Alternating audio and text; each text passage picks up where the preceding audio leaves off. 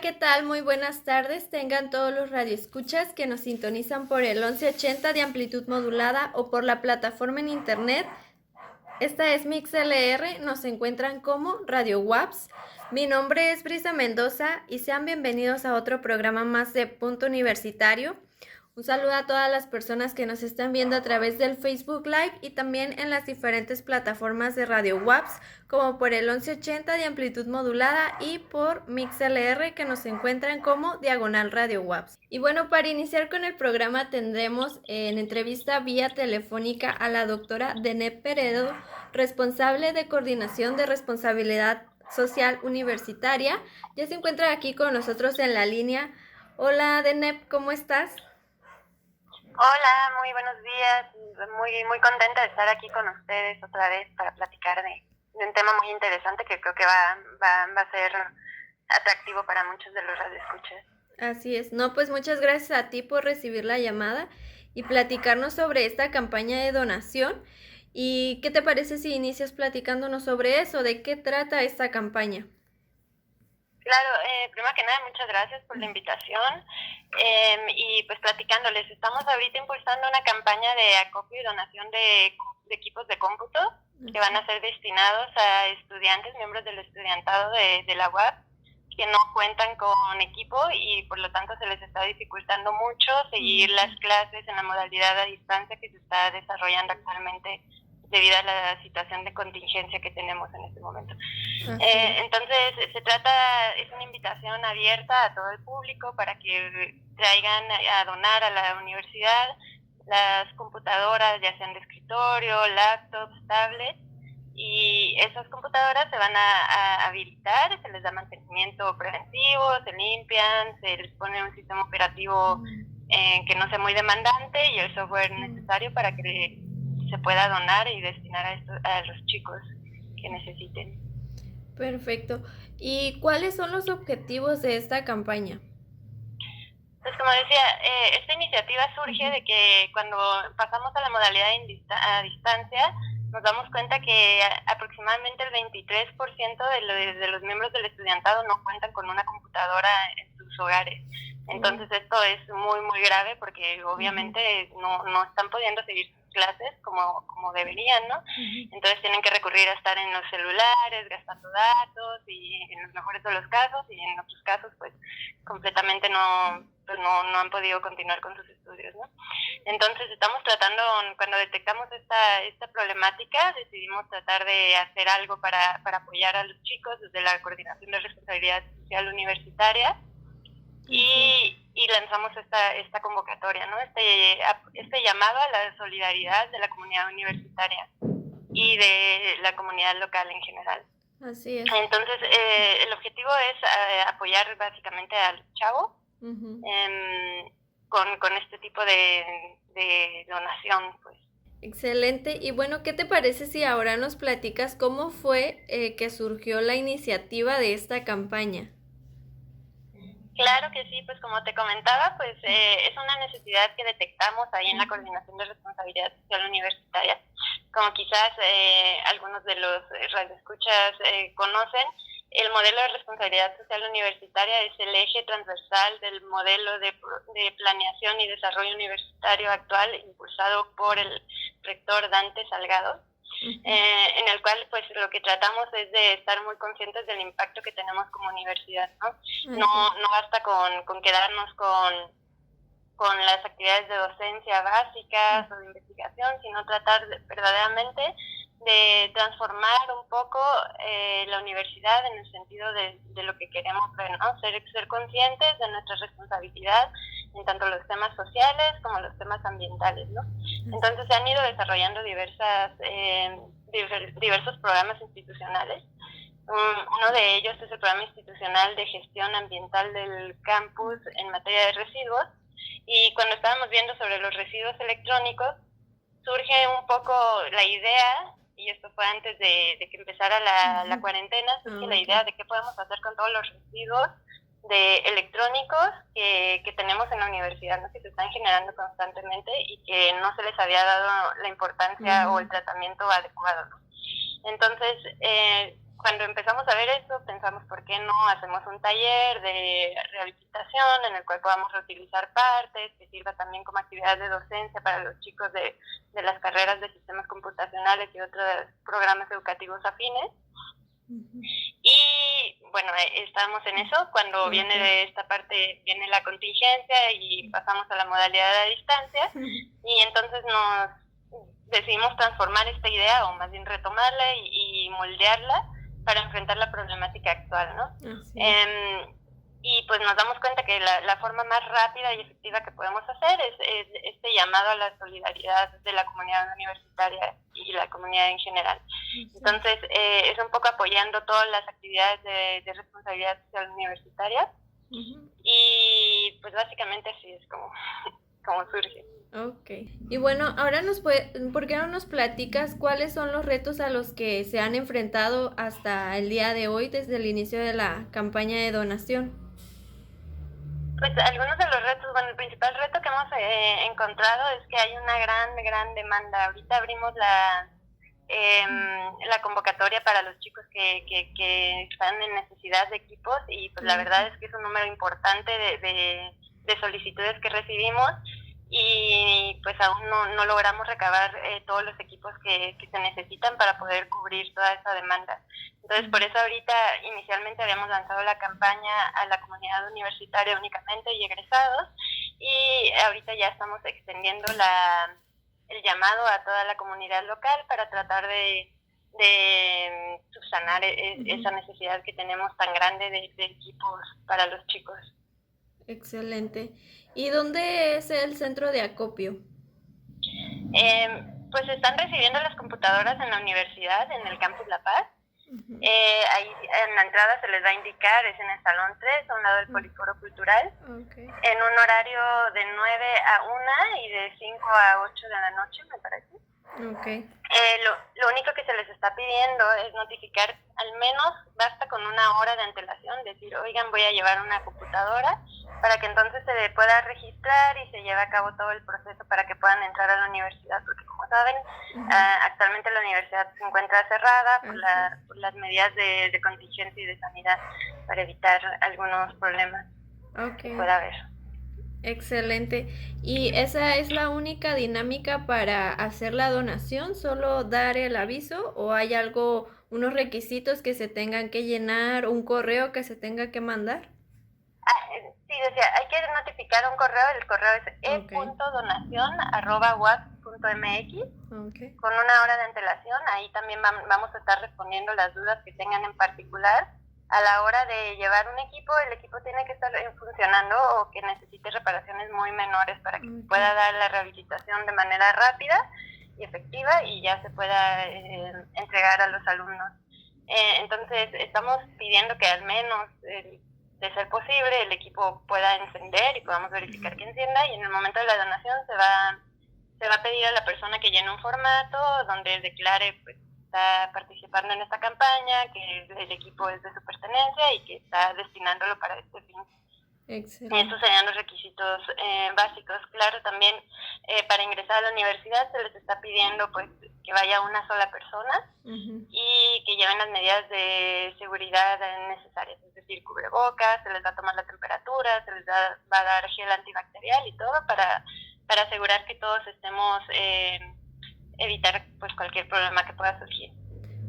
¿Hay una fecha límite para hacer la donación o del cierre de la campaña para las personas que les interese hacer la donación tengan la posibilidad de hacerla? La fecha límite que tenemos ahorita es hasta el 28 de octubre, probablemente dependiendo de la respuesta que tengamos se va a extender más, pero por ahorita va a estar abierta todo el mes, y decía, pues es un horario bastante amplio, de lunes a viernes, tanto en la mañana como en la tarde. Solo basta mandar ese correíto, recibir una notificación, y con eso ya se va a notificar en la entrada de la universidad que van a ingresar y van a poder pasar a entregar el equipo. Decía, el llamado está abierto a toda la comunidad en general, toda la comunidad paseña. Entonces, sin ningún problema, esperamos puedan estar con nosotros apoyando a los chicos. Así es. Perfecto. También comentar, la convocatoria está publicada en la página en la página oficial de la UAPS, waps.mx, en la sección de convocatorias. Ahí van a encontrar todas las bases de la campaña.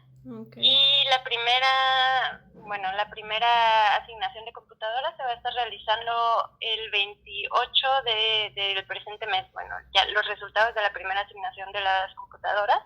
Y conforme se vayan recibiendo, vamos a estar lanzando diferentes campañas para la donación. Ahorita estamos en el acopio, se van a donar unos primeros equipos y más adelante se van a ir donando en sesiones posteriores.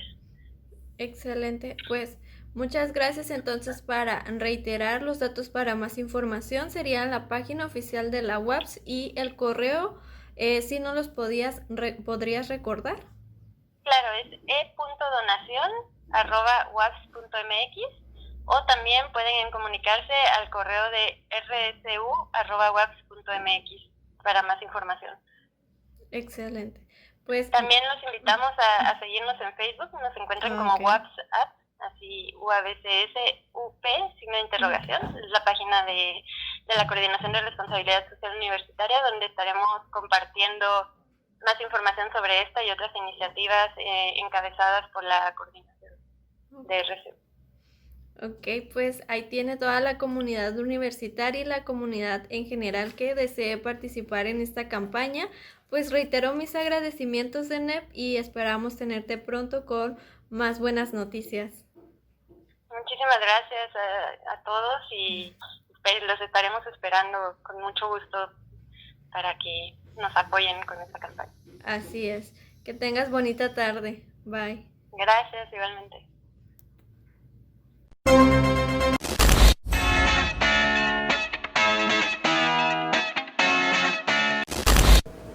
Seguramente han leído la siguiente frase en redes sociales: ser joven y no ser revolucionario es una contradicción hasta biológica. Se dice que es una frase que mencionó alguna vez Salvador Allende. Y es que la juventud pues siempre ha tenido ese espíritu por reinventarse o por revolucionar su época. Cada tiempo tuvo su juventud, pero también cada tiempo la revolucionó. Es precisamente de lo que se nos habla en el siguiente video, que es un resumen de la tesis de Víctor Manuel Guadarrama, titulada Simpatía por el Diablo, una sociología de las ausencias de la onda. Es una colaboración de nuestro compañero Ramón Cuellar Márquez.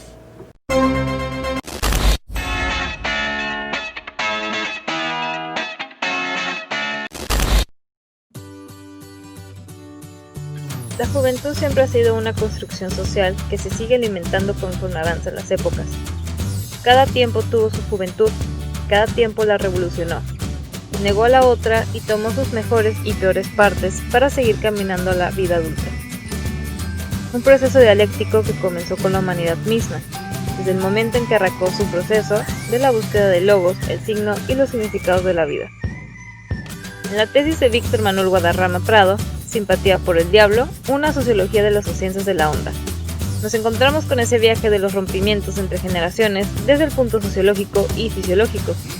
En ese marco nos topamos con la generación de la onda, un grupo intelectual mexicano de la época de los 70 que fue una reinvención de su propia cultura, cuyo horizonte más claro fue en la literatura y donde nos hallamos escritores con voces contestatarias en la búsqueda de la apropiación de su realidad inmediata, y no la heredada por la familia y el sistema.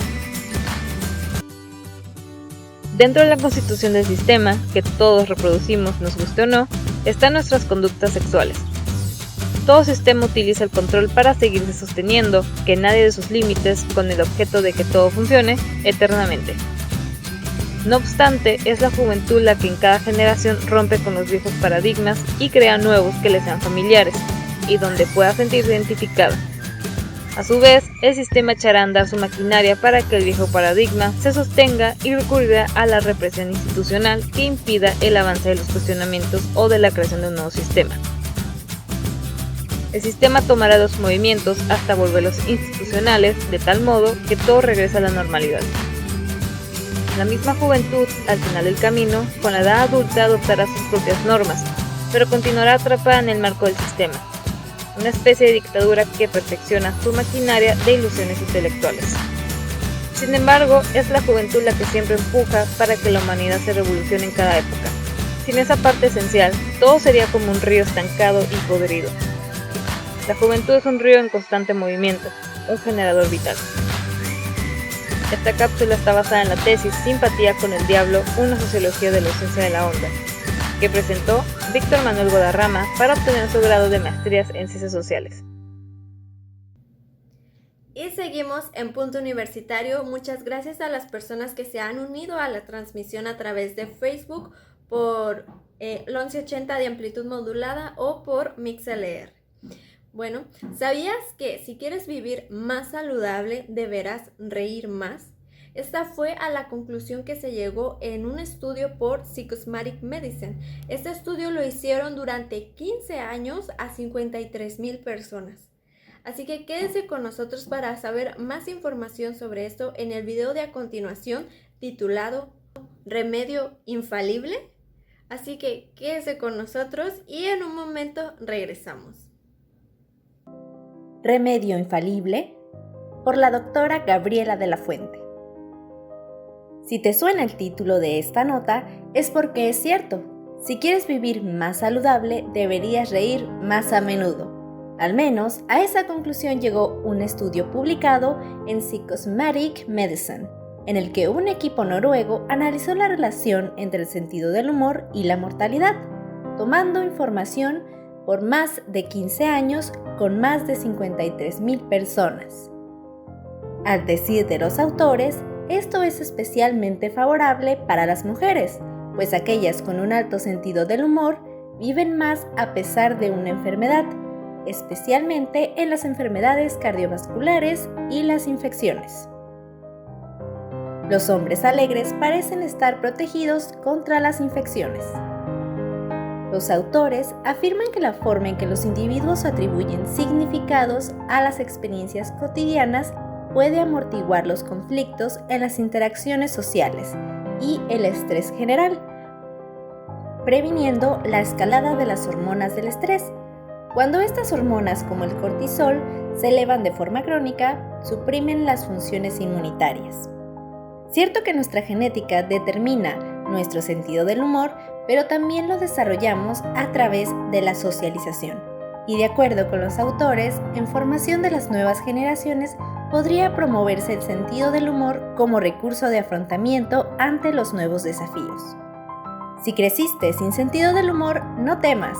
Los estudios muestran que las personas pueden aprender a aceptar lo absurdo de la vida a cualquier edad.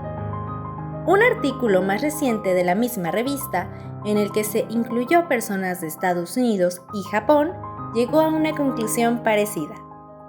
Ser feliz y volverse más feliz a lo largo del tiempo se asocia de forma independiente con una mejor salud física. Por la doctora Gabriela de la Fuente. Como lo hemos visto y leído ya durante varios años, el cambio climático es una de las mayores preocupaciones de la agenda pública internacional. ¿Cómo afecta esta situación al turismo de nuestro estado y qué nos espera si esta situación continúa? Con estas incógnitas surge o ha surgido la necesidad de poner sobre la mesa el impacto del cambio climático, sobre todo en aquellas áreas de gran relevancia ecológica y socioeconómicas, tales como lo son las áreas naturales protegidas. Por ejemplo, el caso de la Reserva de la Biosfera del Vizcaíno. Es precisamente el tema que aborda Pamela Estrada Mendoza en su tesis titulada Cambio climático, impacto y adaptación en la Reserva de la Biosfera del Vizcaíno, y que se nos explica en el siguiente video. Es una colaboración de nuestra compañera, la doctora Gabriela de la Fuente. El cambio climático es una de las preocupaciones mayores en la agenda pública internacional, pero ¿cómo afecta esta situación al turismo de Baja California Sur? Las cuestiones climáticas normales condicionan nuestras actividades a la presencia de los huracanes, de forma indirecta por el aporte de agua, pero de forma muy directa cuando la intensidad de estos fenómenos afectan las vías de comunicación, los servicios, las actividades agroganaderas y hasta vidas humanas. Con estas inquietantes surge la necesidad de investigar y poner sobre la mesa el impacto del cambio climático en ambientes de relevancia ecológica o socioeconómicas como las áreas naturales protegidas. Este aspecto es abordado por Pamela Estrada en su memoria de curso de titulación enfocada a la Reserva de la Biosfera del Vizcaíno para obtener su título de licencia en Turismo Alternativo. En su trabajo bibliográfico encontró que a Baja California Sur le esperan sequías, elevación del mar e incremento en la intensidad de los fenómenos meteorológicos y la temperatura, por lo que esta reserva a medio plazo podría sufrir variaciones de temperatura y precipitación pluvial anual. Es claro que la importancia de los hoteles, restaurantes y el comercio es de importancia mayúscula para el Estado. El reto ante el cambio climático no solo será adaptarnos como residentes de Baja California Sur, a la par, todos los sectores deben comprometerse y participar en actividades de remediación. ¿Cómo? Reduciendo la contaminación por los desechos de los productos que utilizan para sus actividades, como podrían ser plásticos, empaques, productos de limpieza, por mencionar algunos. De manera particular, en el sector turismo debe promoverse la responsabilidad ambiental ante la generación de energía eléctrica y el uso de agua en una región semiárida.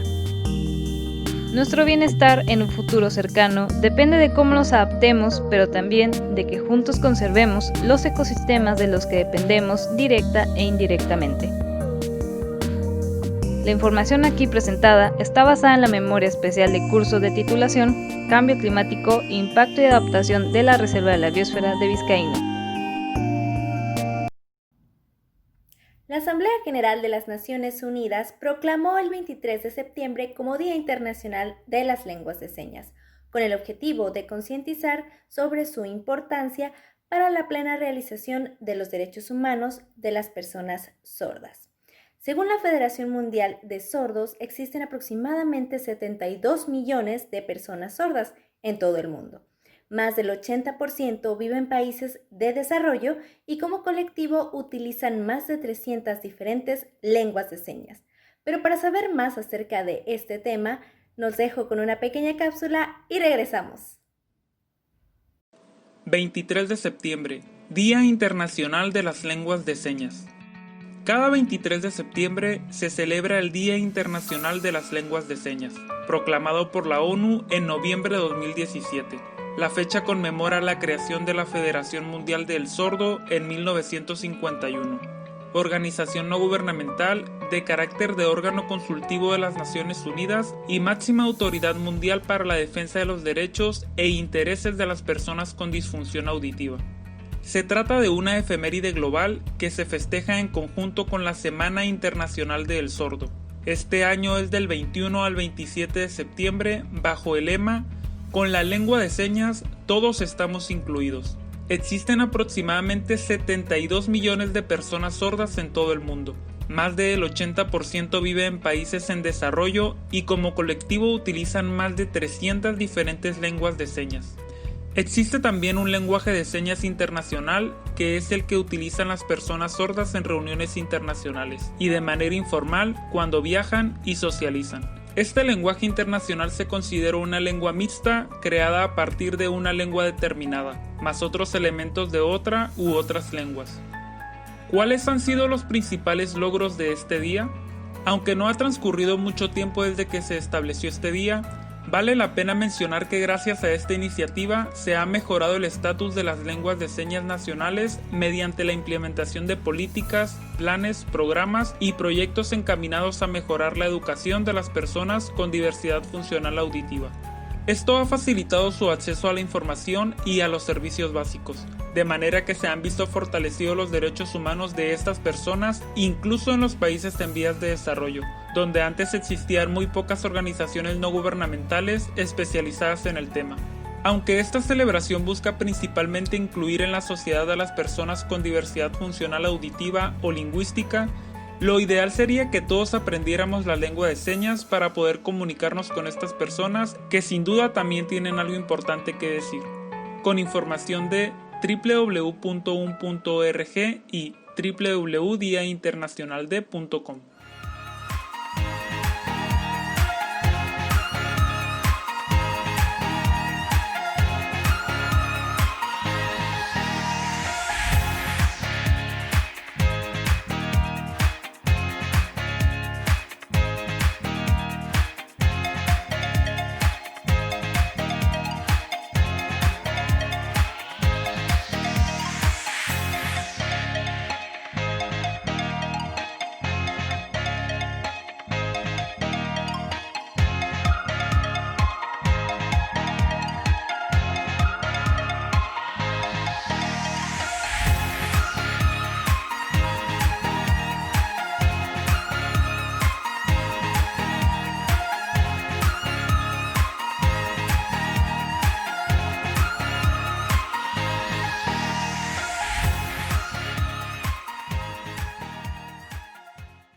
Seguimos en Punto Universitario. Últimamente nos preguntamos si nuestras mascotas pueden contagiarse o pueden contagiarnos de COVID-19. Es algo que nos tiene preocupados hoy en casa, ya que nos preocupan nuestras mascotas, si nuestros perros o gatos pueden contagiarse o pueden contagiarnos de dicho virus. En el siguiente video nos hablan sobre este tema y también nos dicen qué es lo que debemos hacer en caso de tener el virus y cómo cuidar a nuestras mascotas. ¿Pueden perros y gatos contagiar a los humanos COVID-19? Como hemos escuchado en repetidas ocasiones, el coronavirus se transmite generalmente de persona a persona, pero ¿pueden perros y gatos contagiar a los humanos COVID-19? Una de las teorías que existe acerca del origen del coronavirus es que proviene de los animales. Este se transmitió a los humanos y después se contagió entre la gente. Coronavirus en los perros y gatos. De acuerdo con la Organización Mundial de la Salud, algunas mascotas, incluyendo perros y gatos, también se han infectado con el virus que causa el COVID-19. Existe la posibilidad de que algunos animales resultaron infectados por un contacto estrecho con personas infectadas, aunque se necesitan más datos para saber si los animales y las mascotas pueden propagar la enfermedad. Otro punto importante es que aún no se determina si los gatos podrían actuar como hospedador inmediato en la transmisión del COVID-19. Los datos actuales indican que la transmisión directa entre seres humanos sigue siendo el principal factor de la propagación. Pero hay que tener en cuenta que es más probable que los niños pequeños, las personas con el sistema inmunitario debilitado y las personas mayores de 65 años se enfermen con otros microbios que puedan ser portadores los animales. ¿Qué se puede hacer si el dueño de la mascota enferma de COVID-19? Aíslate de todos, incluso de la mascota. Si es posible, pídele a otra persona en tu lugar que cuide tu mascota. Evita acariciar a tu mascota, abrazarla, dejarla que te lama o te bese y compartir tu comida o tu cama con la mascota. Si cuidas de tu mascota o estás cerca de otros animales mientras estás enfermo, ponte una mascarilla de tela. Lávate las manos antes y después de tocar los animales, su comida y desechos. En resumen, los perros y gatos no transmiten el coronavirus que desarrolla la COVID-19. Sin embargo, ellos sí pueden infectarse. Con información de Organización Mundial de la Salud, www.who.int. Una de las incógnitas más grandes que hay desde que inició esta cuarentena es si habrá una vacuna para el coronavirus y para cuándo estará lista esta vacuna que pues por fin pueda poner fin a esta enfermedad. El mundo entero tiene los ojos puestos en el proceso que se está llevando a cabo respecto a las vacunas para el coronavirus. Lo cierto es que pues no es nada sencillo producir una vacuna, aunque con los avances científicos que existen en la actualidad, muchos expertos han dicho que una vacuna para el coronavirus podría estar lista en algunos meses. Y para saber precisamente cómo se produce una vacuna, vamos a ver el siguiente video donde se nos explica de manera resumida y regresamos. ¿Cómo se produce una vacuna? En la historia de la medicina existen dos caminos que transcurren en paralelo para evitar la muerte, la cura y la prevención. En el segundo ámbito, la ciencia ha hecho los avances más significativos desde finales del siglo XIX, cuando comenzaron a ver la luz las primeras vacunas contra algunas de las enfermedades más terribles. Una vacuna es una preparación farmacéutica que contiene derivados de microorganismos, ya sean virus o bacterias, vivos o muertos o algunos de sus componentes inmunogénicos. ¿Cómo fue el inicio de las vacunas? Fue en el año de 1769 cuando el británico Edward Jenner dio el primer paso al ser el primero en inventar un remedio para prevenir la viruela en 1796. Él inoculó en el brazo de un niño una pequeña dosis de viruela bovina. Es justo en ese momento considerado el nacimiento de la vacunación una medida altamente eficaz para prevenir enfermedades infecciosas. ¿Cómo se produce una vacuna desde cero? Su producción parte de una enfermedad. Se identifica qué la causa, si es una bacteria, virus u otro microorganismo. Es fundamental saber cuáles son sus componentes, proteínas, carbohidratos, lípidos y genes, cuáles son los responsables de la enfermedad y de la respuesta inmune. Una vez obtenida esa información, se seleccionan estos componentes y se preparan para poder administrarlos. Durante la preparación se trabaja con cultivos y sistemas de expresión genética. En muchos casos se cultivan los virus o bacterias varias veces hasta que se debilitan y pueden ser usados como vacunas. Una vez definidos los elementos que se incluirán en la vacuna, se decide colocarle o no un ayudante, que modula la respuesta inmune y algún conservador para que sea contaminado por hongos o bacterias. Antes de cualquier prueba clínica en humanos, la vacuna debe superar una fase 0 o preclínica, que incluye pruebas in vitro en animales como ratones.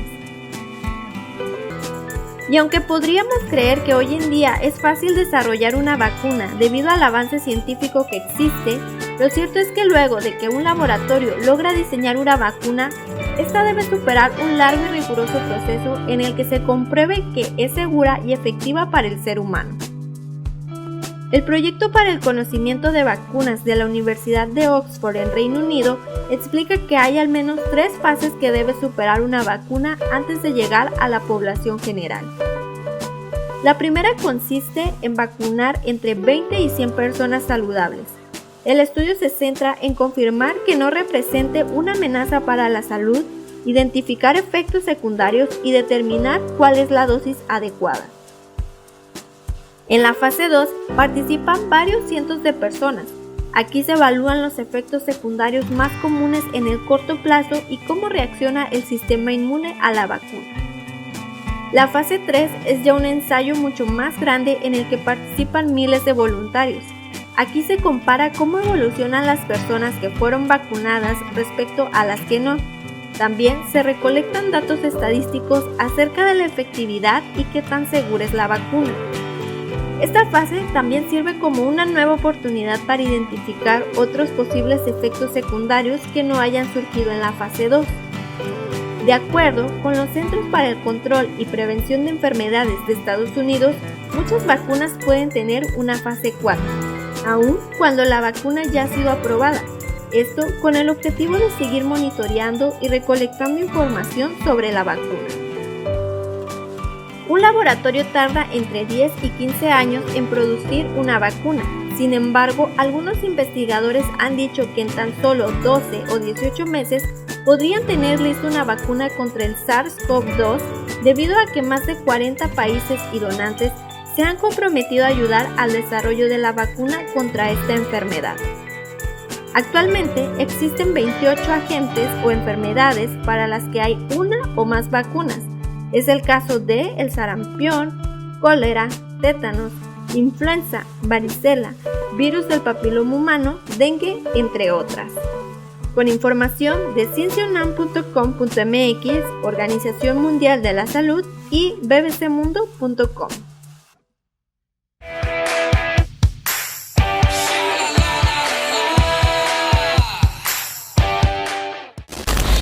Y bueno, siguiendo con Punto Universitario, a continuación en la sección de Cultura tenemos como cada programa la intervención de nuestro compañero Ramón Cuellar.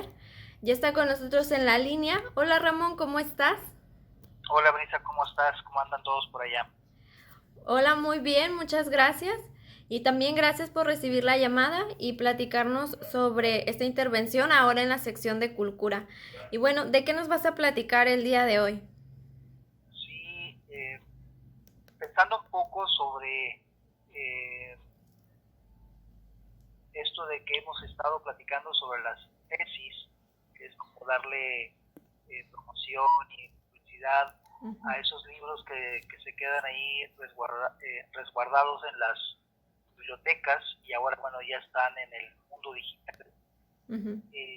Pienso que se puede también hablar sobre una literatura muy especial que es la literatura africana, ¿no? Muy poco conocemos sobre el continente africano y que además muchos desconocemos cómo es que está dividido, ¿no? A veces pensamos más en el continente que en los países, conocemos más de nuestro continente, no pensamos en el continente americano, pensamos en los países, ¿no? México, Perú, Ecuador, pero raras veces pensamos en que África está dividida también en países, ¿no? Entonces a veces lo agarramos como un solo conglomerado, ¿no? Como si África fuera un solo país.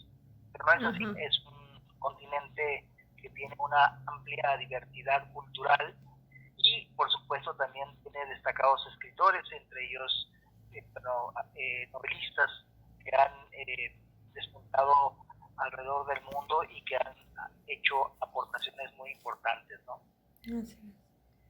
Te voy a contar acerca de uno que se llama Chinua Achebe. Él se llama Albert Chinua Lumogu Achebe.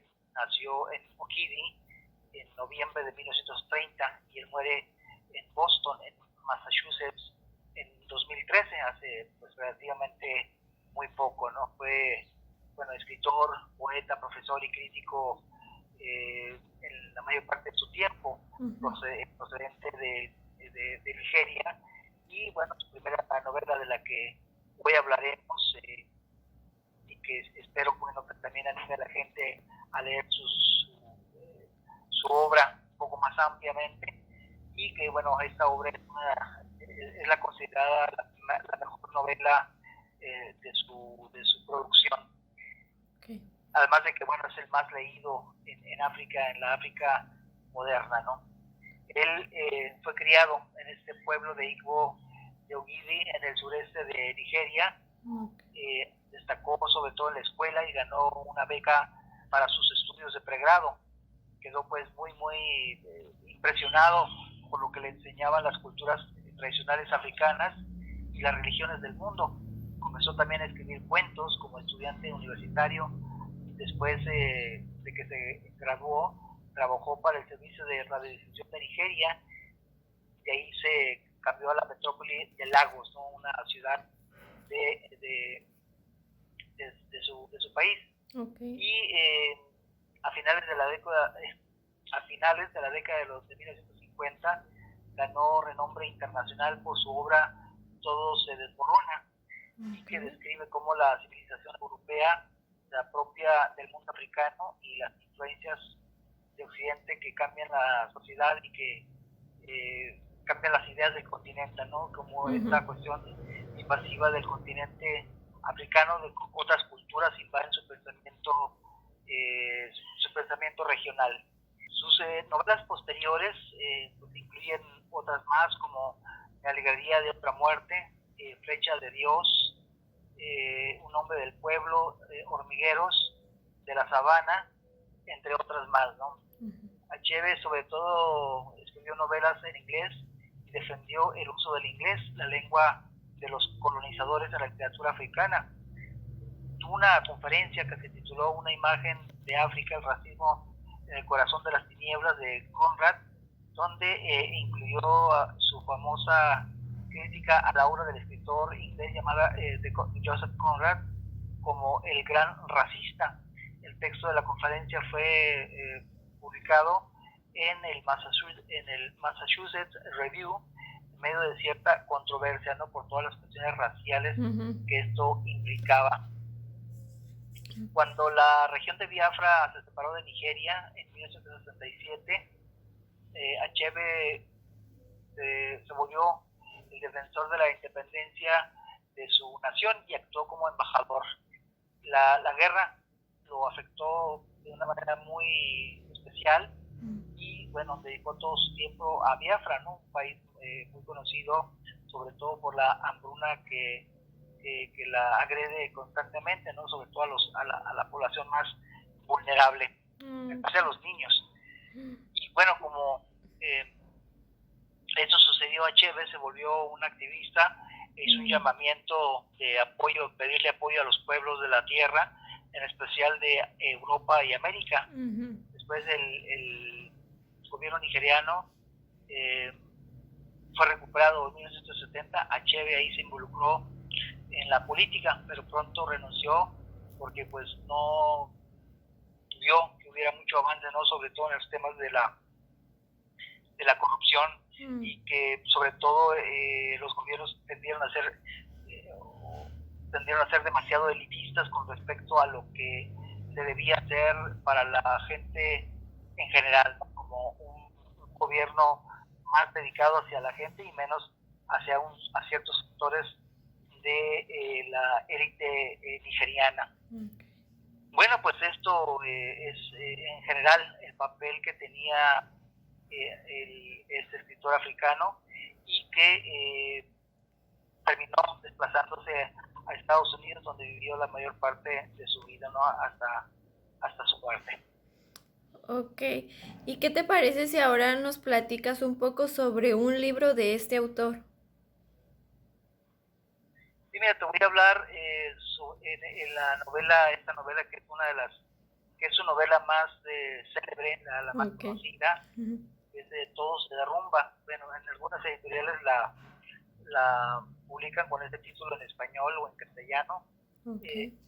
Todo se derrumba o todo se desmorona, no puede tener estas dos variantes en el título, pero sin duda es este autor africano, Chinua Achebe, ¿no? Que lo recomiendo ampliamente. Bueno, les platico un poco acerca de la novela. Okonkwo es un guerrero cuya fama se extendía por toda África Occidental. Cuando mata accidentalmente a un prohombre de su clan, es obligado a expiar su culpa en el sacrificio de su hijastro y de vivir en el exilio. Cuando por fin se le permite regresar a su aldea, porque allá no son precisamente pueblos, ¿no? En África tienen una connotación muy diferente, una visión muy diferente acerca de lo que es vivir en comunidad. Así que bueno, la encuentra, su aldea, la encuentra repleta de misioneros y gobernadores británicos. Su mundo se desintegra, de ahí el título de su novela, y él no puede más que, bueno, precipitarse a una situación bastante trágica, ¿no? Que él sufrió, digamos, fue impactante, basado en muchos sentidos a través de lo que él veía en su realidad, ¿no? Basado un poco en su propia vida y en lo que veía en la vida de los demás. Fue publicada en 1958, Todo se derrumba, el título se asocia con las narraciones orales, pero también con la tragedia griega occidental y las grandes novelas del siglo XIX. Es decir, que él complementa no solo la visión cultural de su pueblo nigeriano, sino con la visión de la que él se alimentó con las culturas europeas, ¿no? En especial la griega, ¿no? Que digamos que es una de las fuentes de su visión cultural. La novela se ve como la arquetípica obra africana moderna en inglés y una de las primeras novelas africanas que se escribieron en ese idioma, además de que ha recibido, bueno, el aplauso global de la crítica especializada. Es un libro básico en las escuelas de toda África y se le lee y se le estudia mucho en los países donde se habla inglés en todo el mundo. Es decir, es un escritor muy respetado en ese sentido. El título de la novela procede del poema de William Blake, de William Butler Yeats, The Second Coming. Es un poema de los más conocidos de este poeta. La novela relata la vida de Okonkwo, un líder y campeón local de lucha Umuofia, que es un grupo de 9 pueblos ficticios en Nigeria. El pueblo de Umuofia se encontraría al oeste de la ciudad de Onitsha, en la orilla oriental del río Níger, en Nigeria. Los acontecimientos de la novela se desarrollan en los años 1890. Y ahí vive el pueblo de Igbo, que arcaicamente en la novela se llama Ibo. La cultura representada se parece mucho al lugar del natal de Achebe en Ogidi, o sea que es como una especie de traslación de sus propias vivencias y de lo que él ha hecho a lo largo de su vida en la mayor parte de su obra. Ahí, bueno, donde los pueblos de habla Igbo viven junto con otros grupos de pueblos independientes que se gobiernan por ancianos con títulos. Se centra en la historia muy personal, en el entorno familiar y las costumbres de la sociedad de Igbo, además de la influencia de las colonias que estuvieron ahí durante muchísimos años, como es la británica, además de los misioneros cristianos en la comunidad de Igbo a finales del siglo XIX. Bueno, las costumbres que se describen en la novela reflejan lo de Onitsha, que vivían cerca de Ogidi y con las que Achebe estaba pues muy familiarizado y además se sentía muy identificado. La novela, en esencia, en síntesis, cuenta dos historias que se entrelazan, ambas centradas en Okonkwo. Okonkwo es, digamos, el personaje central, que es terco y rápido para enojarse, es una persona que no controla sus emociones, pero dentro de todo el asunto es un buen granjero y un buen luchador, un buen guerrero. También es proveedor para su familia. La vida de Okonkwo cambió cuando mató al hijo de un miembro del clan y lo sentenciaron a 7 años de exilio, ¿no? Después Okonkwo está en el exilio de Mamta cuando los británicos, y se entera de ello por su propio amigo Obiorika. Se entera de que el clan Abame está siendo destruido. Bueno, esto termina por preocuparle y lo hace que Abame pues también se mueva y piense que debería haber hecho un trabajo mejor enfrentándolo directamente o luchando directamente con el asunto. Al final, los misioneros cambian la estructura de la comunidad del pueblo. Okonkwo luego se envía a la cárcel por su reacción al acto irrespetuoso de Enoch, que es otro de los personajes británicos, y le arranca la máscara de un Eku durante su ceremonia anual de honrar a la deidad o al dios de la tierra, ¿no? Así que como puedes ver, esta novela, esta visión, tiene mucho que ver con las raíces del propio escritor y de las raíces africanas y todo lo que implica la visión de la cosmovisión, la cosmogonía de estos autores está directamente conectada con sus raíces, ¿no? Con la sangre africana, ¿no? Con todas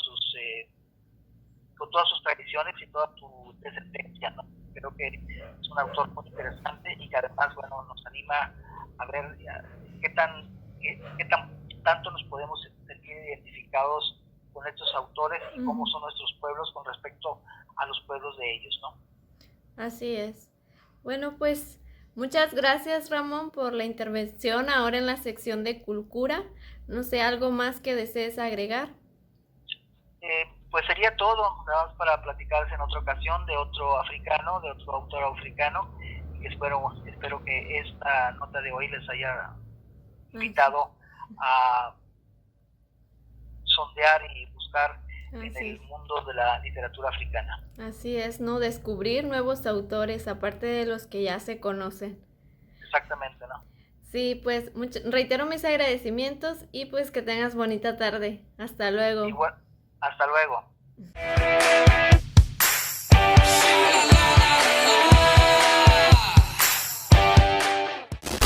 Y bueno, ha sido todo por el programa de hoy. Muchas gracias a todas las personas que nos sintonizaron en las diferentes plataformas de Radio WAPS y las que nos vieron a través del Facebook Live en la página de comunicación Radio WAPS. Fue un gusto estar con ustedes. Mi nombre es Brisa Mendoza y nos vemos en el próximo programa de Punto Universitario. Que tengan muy bonita tarde y los invito a seguir escuchando la programación de Radio Universidad.